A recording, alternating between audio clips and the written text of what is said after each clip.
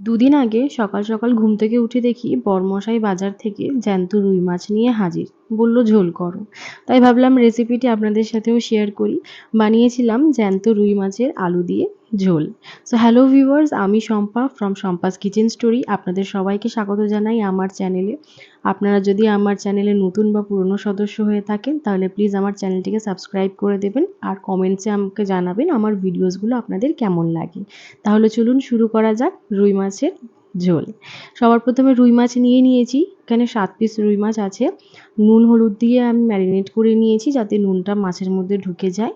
আপনারা আপনাদের মাছের কোয়ান্টিটি অনুযায়ী নুন হলুদ মাখিয়ে নেবেন। মশলার জন্য নিচ্ছি 3 চামচ সাদা জিরে, একটা টমেটো, 3 ইঞ্চ মতন আদা আর একটা তেজপাতা।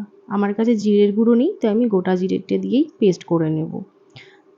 একটা আলু নিচ্ছি আমি, যেহেতু খুব বেশি জনের জন্য করছি না রান্না তাই একটা আলুতেই হয়ে যাবে। মশলাগুলো আমি ট্রান্সফার করে নিচ্ছি গ্রাইন্ডিং জারে। তার সাথে আমি শুকনো মশলাগুলোও দিয়ে নিচ্ছি। 3 চামচ গুঁড়ো লঙ্কা, 2 চামচ হলুদ গুঁড়ো আর সাথে একটু জল নিয়ে পেস্ট করে নেব। কড়াইতে আমি 2 টেবিল স্পুন মতন সর্ষের তেল দিয়ে নিয়েছি। গরম হয়েছে কিনা চেক করে নিয়ে এক এক করে মাছগুলো ছেড়ে দেবো ভাজার জন্য। আমার কড়াইতে স্পেস বেশি ছিল তাই আমি একসাথেই মাছগুলো ভেজে নিয়েছি। একটা সাইড হয়ে গেলে মাছগুলো পাল্টিয়ে আর একটা সাইড ভেজে নিয়ে 2 সাইড ভাজা হয়ে গেলে তুলে নিচ্ছি। আলুগুলো দিয়ে দিচ্ছি ওই একই তেলে, ভেজে নেব অল্প একটু নুন দিয়ে। ভাজা হয়ে গেলে তারপরে আলুগুলোও আমি তুলে নিচ্ছি, একটা সাইডে রেখে দিচ্ছি। ওই তেলেই আমি একটু গোটা জিরে ফোড়ন দিয়ে সাথে করে রাখা পেস্টটি দিয়ে নিচ্ছি। এবার এই মশলার মধ্যে অল্প একটু নুন অ্যাড করে মশলাটাকে কষতে দেব। তারপরে আমি অ্যাড করছি আলু।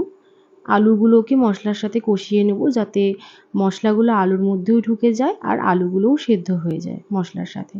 কষে আসলে 3 গ্লাস মতন আমি জল অ্যাড করছি, যেহেতু ঝোল করব সেই জন্য।